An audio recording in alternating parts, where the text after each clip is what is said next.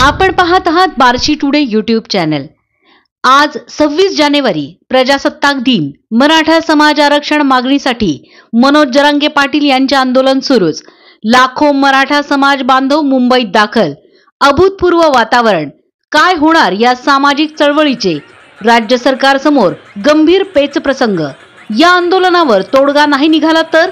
नमस्कार, मी नीता देव, Barshi today YouTube channel मध्ये आपणा सर्वांचे हार्दिक स्वागत। राज्यातील लोकसंख्येमध्ये सर्वात मोठा समुदाय असलेल्या मराठा समाजातील लाखो बांधव आज मुंबईत येऊन दाखल होत आहेत। मुंबई ही देशाची आर्थिक राजधानी, राज्यातलं लोकसंख्या, आकारमान, वाहनं, उलाढाल यामध्ये सर्वात मोठं शहर अशा या महानगरात राज्याच्या कानाकोपऱ्यातून आलेल्या मराठा समाज बांधवांचा सरसकट मराठा समाजाला ओबीसी मधून आरक्षण मिळावे अशी मागणी आणि निर्धार आहे।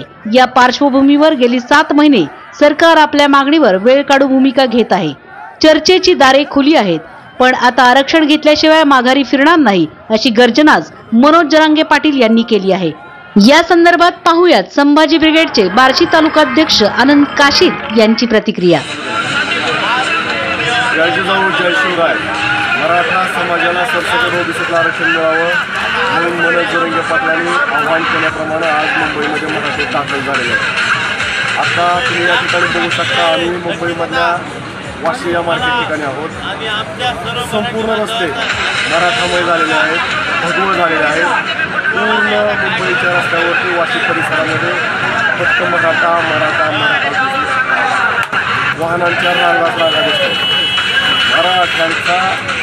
मराठ्यांनी मुंबईला समुद्र केलेला आहे।